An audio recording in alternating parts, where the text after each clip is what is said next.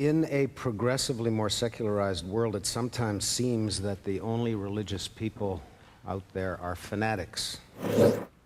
And frankly, I'm fed up with them.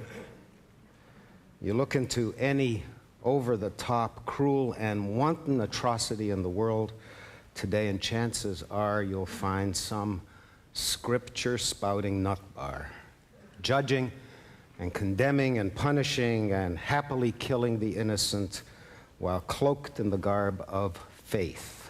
So, our next speaker, Sam Harris, thinks it's time to address the role that religion plays in perpetuating human conflict. Sam? Thank you, Robert.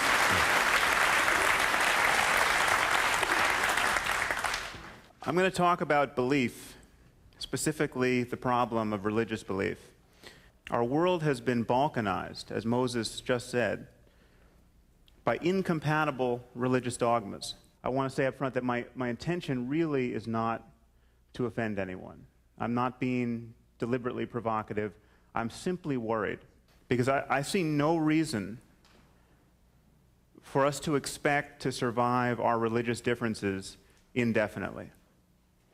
It seems to me transparently obvious that the marriage of 21st century technology, the fact that a few short years from now, you'll be able to sit in a cave in Afghanistan, and with your $1,000 laptop, you will essentially have a supercomputer that can kick off its genetic algorithms, its malicious code, to the rest of society.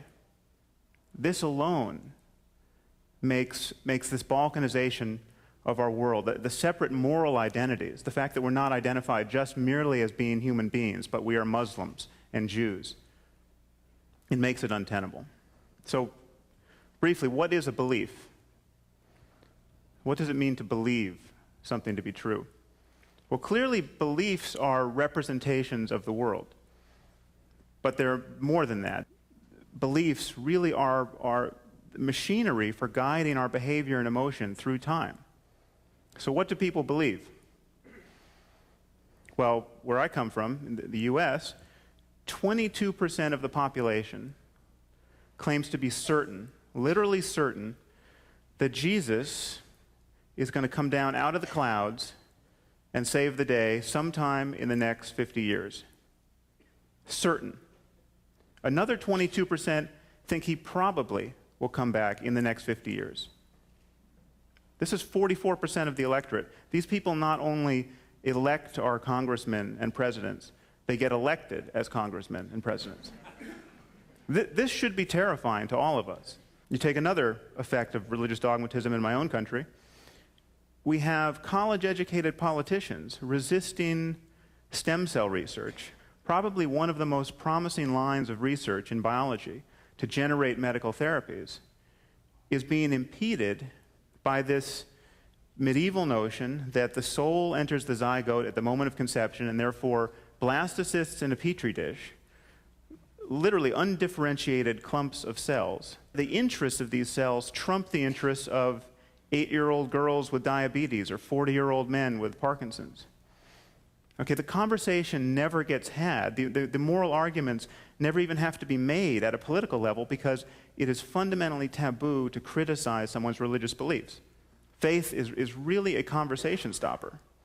Now, in response to these sorts of problems, many of us, many well-intentioned people, have come to think that the appropriate accommodation with modernity is to develop what's called religious moderation. And really the soul of religious moderation is this political correctness, where everyone should be free to believe whatever he wants about God. There's just no harm, no foul, beliefs are private. Let me tell you for a moment why I think this is a dead end. First of all, religious moderation gives cover to religious fundamentalism.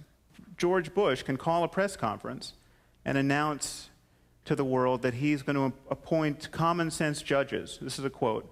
I'm going to appoint common sense judges who realize that our rights are derived from God. It seems to me the next sensible question by any journalist in the room would be, Mr. President, how is that any different from appointing common sense judges that realize that our rights are derived from Poseidon? I mean, it's not like someone in the 3rd century actually figured out that the biblical God exists, but Poseidon doesn't. You know, this is not data that we have. Okay, this obviously would be the last question that journalist would ever ask. Another problem with religious moderation is it's actually intellectually bankrupt. Just consider for a moment this notion that you should respect other people's beliefs. Where else in our discourse do we encounter this? I mean, when was the last time anyone in this room was admonished to respect another person's beliefs about history or biology? We do not respect people's beliefs. We evaluate their reasons. If my reasons are good enough for believing what I believe, you will helplessly believe what I believe. I will give you my reasons, and reasons are contagious. Just appreciate for a moment how easy this is to see when we just change the subject from God to some mundane, grandiose claim. This is actually an example from my book. If I told you that I believe that there was a diamond buried in my backyard that's the size of a refrigerator, it might occur to you to ask me why. If in response I gave the kinds of answers you hear from religious moderates, so I said things like, well, this belief actually gives my life a lot of meaning, or I wouldn't want to live in a universe where there wasn't a diamond buried in my backyard that's the size of a refrigerator. It's pretty clear that responses of this sort are deeply inadequate. They're worse than that. They are the responses of a lunatic or an idiot. You change the subject to religion, to the moral demands of an invisible superintelligence, to what happens after death, and all bets are off. Then you can say anything you want. Another problem with religious moderation is that it's not only intellectually bankrupt, it is theologically bankrupt. Because the fundamentalists have actually read the books, and they're right about them. These books are every bit as intolerant, every bit as divisive as the Osama bin Ladens of the world or the Jerry Falwells of the world suggest. And I'm not necessarily equating the two of them in moral terms. But there is once we dignify the claim that the Bible or the Quran is a communication that is fundamentally different from any other book, we are really hostage to their contents. I mean, the creator of the universe does hate homosexuals. If you read the Bible, at the very least, homosexual men, gay sex, is an abomination. It is spelled out in Leviticus. This edict is ramified in Romans. It's not. Many Christians imagine that the New Testament fundamentally repudiates all the barbarism that's found in the Old Testament in books like Leviticus and Deuteronomy and 2 Samuel and Exodus. That's not true. I guarantee you that the inquisitors of the Middle Ages, who were burning heretics alive for 5 solid centuries, they had read the whole New Testament. They had read the Sermon on the Mount. They found some way to square their behavior with the ministry of Jesus. We look back on these events and we think, oh, you know, people being burnt alive, scholars being tortured to the point of madness for speculating about the nature of the stars. We look back from our perch in the 21st century and we think, okay, these societies were just unhinged. I mean, these were lunatics. It's not true. This was totally reasonable behavior given what was believed. Another problem with moderation, incidentally, is moderates, and certainly secularists, tend to be blinded by their own moderation. It's very difficult for moderates to actually believe that people believe this stuff. It's difficult for a moderate, when you see on the news broadcast, you see the jihadist looking into the video camera saying things like, "We love death more than the infidel loves life." And then he blows himself up. Religious moderates tend to think, well, no, that really wasn't why he blew himself up. You know, it doesn't have anything to do with religion. This is economics, it's lack of educational opportunities. I don't know how many more engineers and architects have to hit the wall at 400 miles an hour for us to realize this is not simply a matter of education. The truth of our circumstance is quite a bit more sinister than that. It is actually possible to be so well educated that you can build a nuclear bomb and still believe that you're going to get the 72 virgins.